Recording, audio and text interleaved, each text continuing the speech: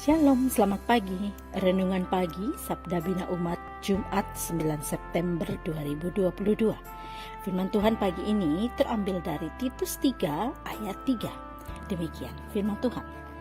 Karena dahulu kita juga hidup dalam kejahilan, tidak taat, sesat, menjadi hamba berbagai-bagai nafsu dan keinginan, hidup dalam kejahatan dan kedengkian, keji, saling membenci.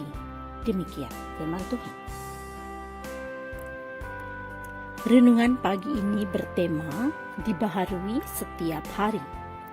Paulus telah menasihati jemaat di Kreta agar mereka mempraktekkan sikap hidup yang ramah dan lemah lembut kepada semua orang. Nasihat ini penting untuk selalu diingat supaya gaya hidup ramah dan lemah lembut secara naluriah akan menjadi nilai diri jemaat.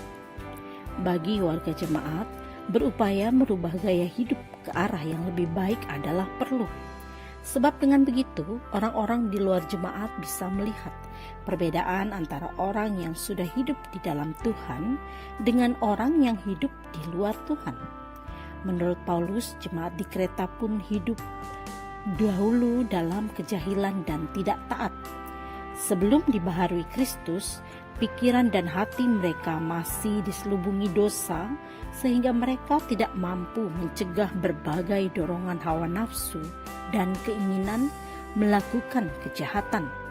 Mereka merusak kemurnian hati mereka dengan memelihara kedengkian, kekejian, dan kebencian.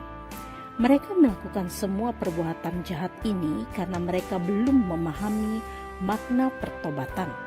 Sebab itu selalu menolak untuk melakukan petunjuk dan peringatan firman Tuhan. Menolak untuk melakukan petunjuk dan peringatan firman Tuhan sama saja dengan memutuskan keintiman berelasi dengan Tuhan dan sesama. Tetapi kasih karunia Allah lebih besar dan lebih kuat dari kelemahan dan dosa kita. Karena itu saat ini kita melupakan firman-Nya.